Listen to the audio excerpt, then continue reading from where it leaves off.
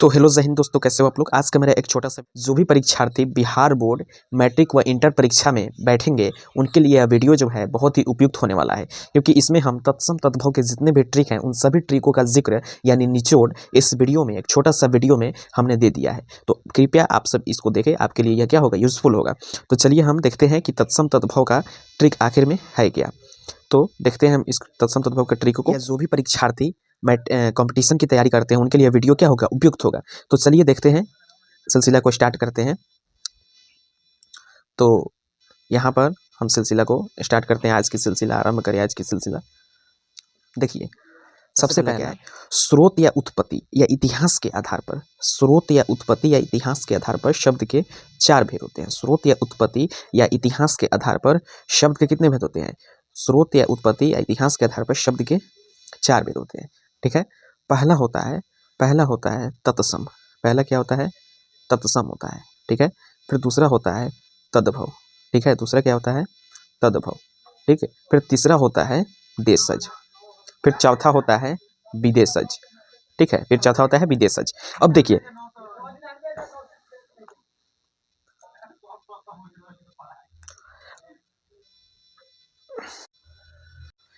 तो यहाँ पर हम संकर शब्द जो होती है, एक संकर शब्द होती है, ठीक ना, क्या होती है? संकर शब्द। संकर शब्द का यहाँ पर हम जिक्र नहीं करते हैं। ठीक है, केवल इसमें हम तत्सम तद्भव और देशज और विदेशज का ही जिक्र करते हैं।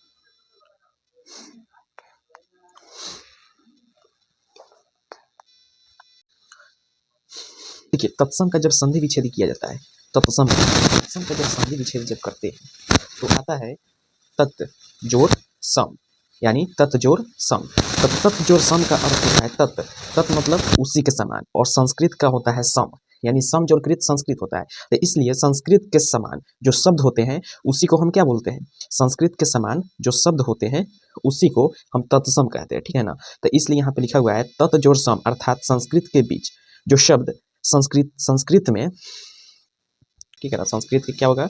संस्कृत के वे शब्द होगा। यहाँ पे मिस्टेक में प्रिंट हो गया है, संस्कृत के टाइप में मिस्टेक हो गया है। यहाँ पे हो जाएगा संस्कृत के वे शब्द। ठीक ना, संस्कृत के क्या हो जाएगा? वे शब्द। संस्कृत के वे शब्द जो हिंदी में बिना किसी परिवर्तन के आ गए हैं, तत् जोड़ सम, यानी संस्कृत के समान। संस्कृत के वे शब्द जो हिंदी में बिना किसी परिवर्तन के आ गए हैं उन्हें हम क्या बोलते हैं? उन्हें हम तत्सम बोलते हैं। उन्हें क्या बोलते हैं? उन्हें हम तत्सम बोलते हैं। ठीक है, यानी संस्कृत के वे शब्द जो बिना किसी परिवर्तन के हिंदी में आ गए हैं उन्हें हम क्या कहते हैं? तत्सम कहते हैं। ठीक है, और तद्भव क्या होता है?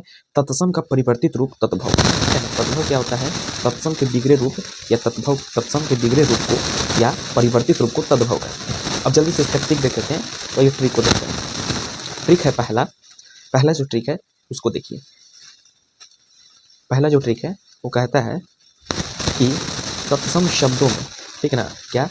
तत्सम शब्दों में श का प्रयोग जहाँ पर भी हो, ठीक है ना, स का प्रयोग जहाँ पर भी हो वह क्या होता है? तत्सम शब्दों में श का प्रयोग और तद्भव शब्दों में दंत स का प्रयोग। यह तालाब विष श और यह दंत स है स, यानी यहाँ पे कहने का अर्थ हुआ कि तत्सम शब्दों में, ठीक है ना, तत्सम और तद्भव, ठीक है ना, तत्सम और तद्भव।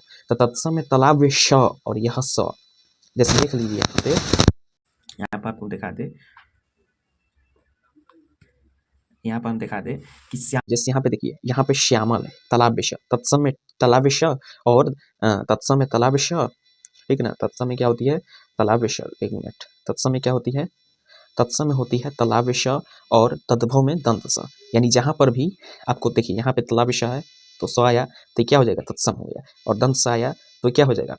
तद्भव हो जाएगा। उसी तरह यहाँ पर जितना भी है ये सब क्या है? यहाँ पर जितना भी है ये सब क्या है? इसमें आ रहा है आपका तालाब विष, तो तालाब श वाला तत्सम हो जाएगा, और दंत स वाला क्या हो जाएगा? दंत स वाला क्या हो जाएगा? तद्भव हो जाएगा। ठीक है, यह वीडियो आपको समझ में आया? बिल्कुल, हम उम्मीद करते हैं कि आपको वीडियो समझ में आया होगा। ठीक, देखिए जैसे शून्य है तो यहाँ पे स हो गया, सप्त क्षति है तो सप्त सही हो गया। यहाँ पे तालाब श जितना भी चला है आपको दिमाग में बैठा लेना है, परीक्षा में आपका आएगा तो तालाब श जिसमें भी चला है वह तत्सम है, और दंत स जिसमें है वो तद्भव है। चलिए अब आगे देखते हैं दूसरा ट्रिक क्या है। दूसरा ट्रिक देखते हैं। तो दूसरा ट्रिक में है क्या? देखिए, दूसरा ट्रिक कहता है कि तत्सम शब्दों के पीछे, यानी तत्सम शब्दों के पीछे 6 वर्ण दिख जाए। कौन सा वर्ण बच्चों? 6 वर्ण दिख जाए। तो 6 वर्ण यदि तत्सम किसी भी शब्द के पीछे दिख जाता है, तत्सम शब्द के पीछे 6 वर्ण का प्रयोग होता है, ठीक ना। तत्सम शब्द के पीछे 6 यर लवा जो 6 होता है, जो किससे बना होता है, क हलंत जोर श, क और स से बना होता है, मूर्धन्य श से, इसको 6 बोलते हैं, ठीक है। तो यहाँ पे कहता है कि तत्सम शब्दों में 6 का प्रयोग होता है, यानी तत्सम शब्द में जितना भी है उसमें 6 दिखेगा, इसमें सब 6 है, यानी यह क्या है, इसमें जितना भी क्षेत्र, क्षत्रिय, क्षार, ये सब जितना भी है ये सब क्या है, तत्सम है, यानी जिसमें 6 है। लेकिन तद्भव शब्दों में ठीक इसके विपरीत ख और 6 होता है, च छ वाला। तो यहाँ पे देख लीजिए आप, यहाँ पे क्या है, ख और 6 है तो तद्भव हो जाएगा, सिंपल सा ट्रिक है। चलिए आगे देखते हैं। तीसरा नंबर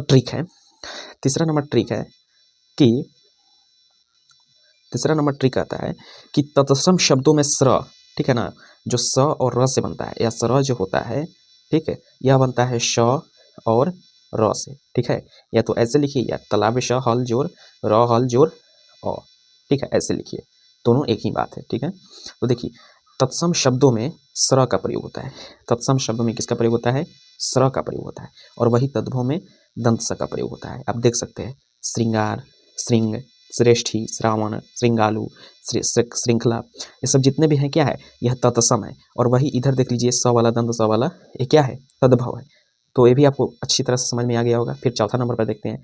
तो चौथा नंबर पर देखिए, चौथा नंबर कहता है कि तत्सम शब्दों में स वर्ण होता है, ठीक है ना, तत्सम शब्दों में स वर्ण का होता है, ठीक है। जैसे देखिए काष्ठ हो गया, उष्ट्र हो गया, ज्येष्ठ हो गया, पौष हो गया, श्रेष्ठ हो गया, विष्ठा हो गया, ओष्ठ हो गया, कुष्ठ हो गया, पष्ठ, यानी तत्सम शब्द में फाइनली तत्सम शब्द जो होती है इसमें स, ठीक है ना, स का प्रयोग होता है, ठीक है। अगला हमारा ट्रिक है, अगला ट्रिक देखते हैं। अगला ट्रिक जो है, जिन शब्दों में त्र या र, ठीक है, त्र या आधा र, आधा र का मतलब समझ रहे हैं। देखिए त्र में भी आधा र है, त्र कैसे बना, त्र जो है संयुक्ताक्षर है, ठीक है ना, संयुक्ताक्षर है, छत्र गया, इसमें आधा त और आधा र और अ मिलकर बना हुआ है, ठीक है। त्र जो है आधा त आधा र और आधा त आधा र और अ से बना है, तो इसमें भी आधा र है। तो इसका संक्षेप में बोला गया है, इसका संक्षेप में भी लिख सकते हैं, जिन शब्दों में आधा र चलावे, ठीक है ना, वहाँ तत्सम होता है, और र का रूप भी चलावे, ठीक है। देखिए हम बताते हैं, र का या तो रेफ चलावे, ऐसे रेफ या के वाला र चलावे, ठीक है ना। जैसे लगता है मात्र, तो में जो र लगाई तो रेफ, यानी डंडा की तरह जो रेफ लगता है उसको के वाला र बोलते हैं, ठीक है। तो देखिए शब्दों में र या आधा र आ जाए वहाँ पर भी तत्सम होता है, ठीक है ना। जैसे हो गया आपका ग्रीष्म, यहाँ पे के वाला र है, ग्राहक के वाला र, चंद्र के वाला र, छत्र, चक्रवाक, चित्रकार, मतलब तमाम है, ठीक है। फिर आगे देखिए, अगला क्या है कि जिन शब्दों में, ठीक है ना, क्या जिन शब्दों में, पता है अगला वाला ट्रिक क्या है, अगला वाला ट्रिक है कि जिन शब्दों में री या री, इसमें थोड़ा री और यहाँ पे वो होगा री, यहाँ पे री बोल होता है, री और एक होता है बड़ा, इसमें समय लगेगा थोड़ा इसका भी। तो री या री की मात्रा है वो भी क्या होता है, तत्सम होता है। री या री की मात्रा है वो भी क्या होता है, तत्सम होता है, ठीक है ना। री या री की मात्रा है वो भी क्या होती है, तत्सम होती है, ठीक, ये भी समझ में आ गया। आगे देखते हैं, यहाँ पर कुछ आपको शब्द दिए हैं, चलिए इसको हम समझा देते हैं।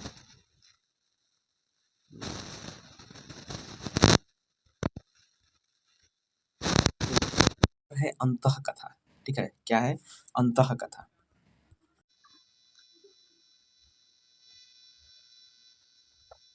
यहाँ पे क्या है, अंतः कथा, ठीक है ना, क्या यहाँ पे अंतः कथा।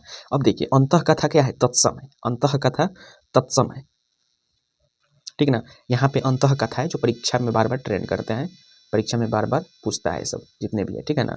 तो देखिए यहाँ पर क्या है, पहला जो है अंतः कथा है, तो जिसका क्या हो गया, अंतर कथा। तो उंगली है तो उंगली हो गया, अंतर्राष्ट्रीय है तो अंतर्राष्ट्रीय हो गया, तमाम जो है आप देख लीजिएगा इसको, ठीक है। तो इसमें जितने भी ट्रिक है सभी को मैंने अच्छे रूप से आपको समझा दिया, अब आप इसको समझ लीजिएगा, ठीक है। तो आज का ये मेरा वीडियो कैसा लगा कमेंट में ज़रूर बताना, और देखने के लिए एक प्यारा सा आपको थैंक यू। ट्रिक की वीडियो हम बार बार लेकर के आते रहेंगे। जय हिंद।